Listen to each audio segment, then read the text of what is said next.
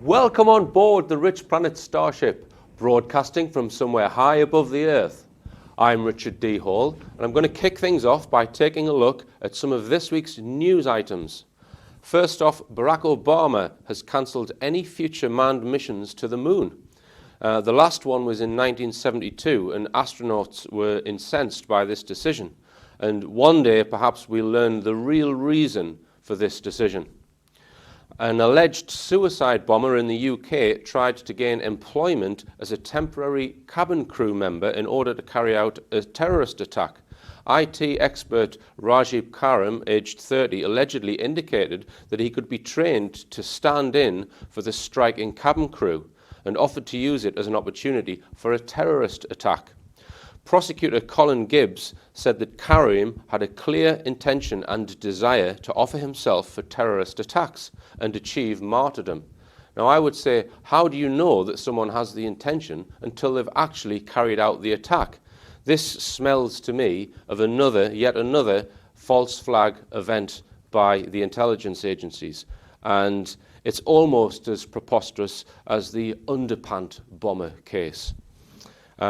Moving on, and in New York City, officials have agreed to pay up $657 million to thousands of rescue workers who were working in the cleanup event after 9/11. The settlement would compensate more than 10,000 plaintiffs who say they were made sick by dust at the ground zero site of the attacks.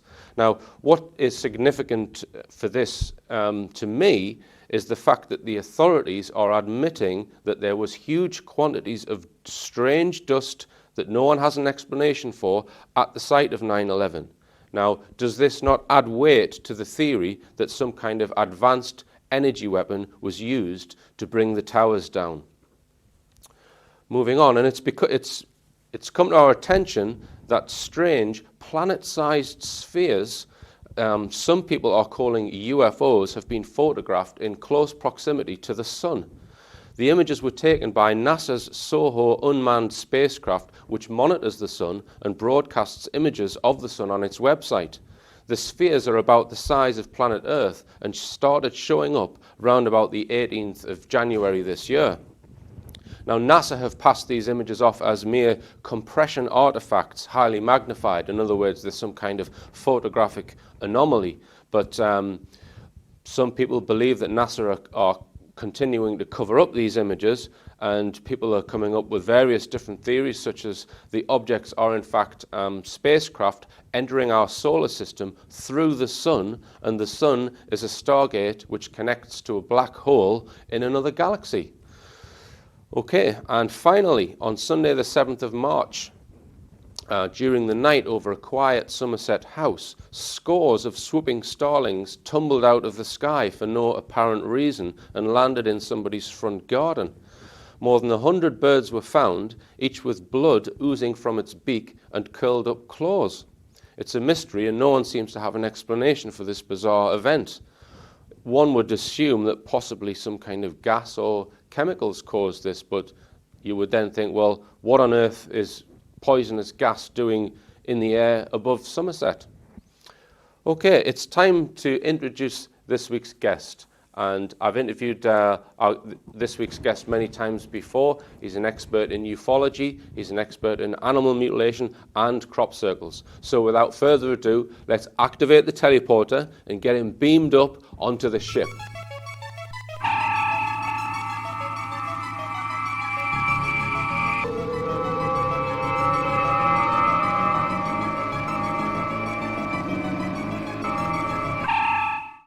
It's David Cayton. Welcome, David. Have a seat. Welcome on board the Starship, David. Thank you very much, Richard. Thank you. How did you Very pleased to be here.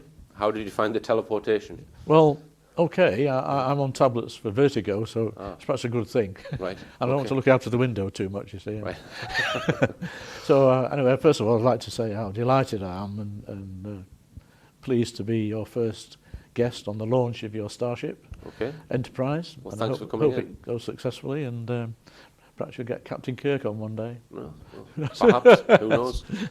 Right. Well, you've come in today, David, or we've beamed you up today to talk about British ufology that you've been involved with for sort of the last 20 years or so. Yeah.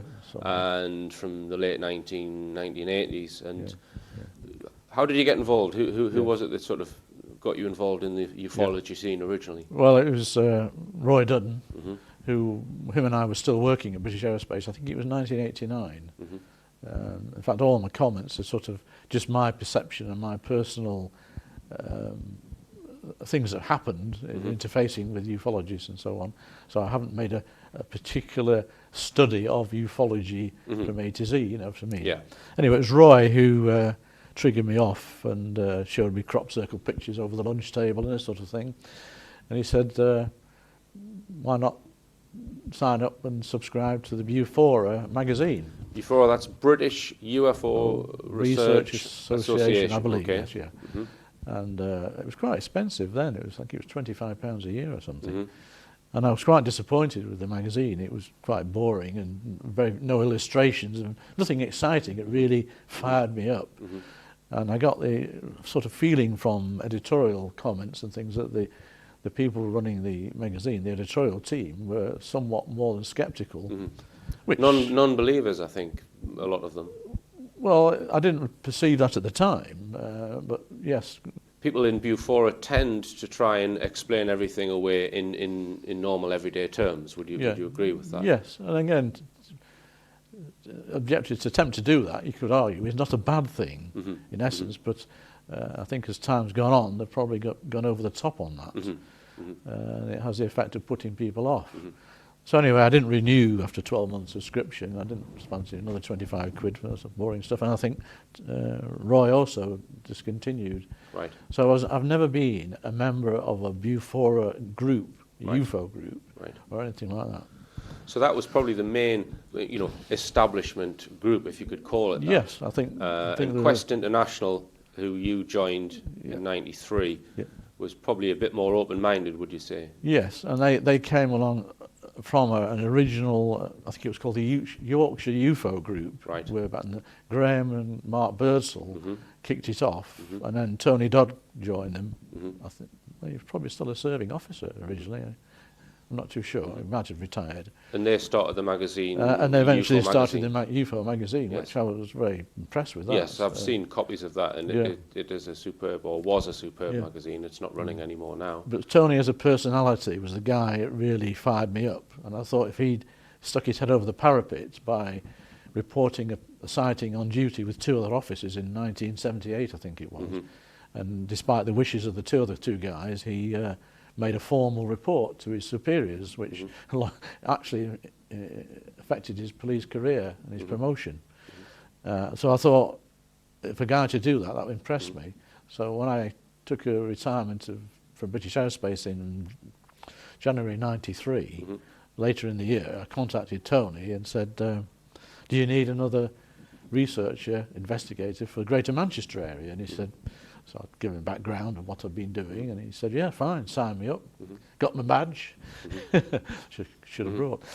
And you then started going to conferences in Leeds, I believe? Yes, they didn't have formal conferences in those days. They had informal meetings at an old building called Centenary House in Leeds. I think it was monthly. And it was a very relaxed, open sort of forum thing. Graham and Mark would talk about certain subjects and topics. They would invite people from the floor who had some experience to come up. They even got me on my feet twice, I think, about some events in the Manchester area. And then eventually they decided to invite outside keynote speakers. And they got Bob Dean speak there, and Colonel Wendell Stevens. And they were terrific. And then Graham, I think, eventually started to do more formal public conferences, and it sort of went on from there. And was it that group that covered the alien autopsy? Did they have that at their conference? And I think '95, or was that a different group? No, it was Quest. It was Quest. Everyone was talking about it because in '95, that's when Ray Santilli actually released this alien autopsy video footage. The earth-shaking thing, which was going to be the smoking gun for ufology and all that. And it's supposed to be 1940s cine film of an alien body. And surgeons, taking the organs out and cutting it up, etc. And I just mentioned there that Keith Goodyear, who's an executive producer at Edge Media, he was instrumental in actually revealing that that thing was a fake. Right. Because he recognised someone on the tape Oh. who he knew from a TV studio. Dear me, yeah. Yeah. So, Anyway, yes, carry on, David. so this was one of the main featured events at that early Leeds conference. And it's the first time I'd actually seen and heard Linda Moulton Howe speak, and Michael Hesman, the German chappie, they were on the platform extolling the virtues of the Santilli film. Sort of supporting that it was genuine. Yes. And I didn't disagree entirely. And Linda was sort of saying... So you thought it was a fake from the word Yeah, go? yeah. Right. And I wasn't impressed with the military, ex-RAF as it was, as a photographer. I thought no military photographer was going to make such a crappy job of such an important event. If it was real, it would be a really important event. They wouldn't have one camera and handheld and kept going out of focus. Very unprofessional. And in fact, the guy, if he was in the military, would have been bloody court-martialed for the terrible job he did of it.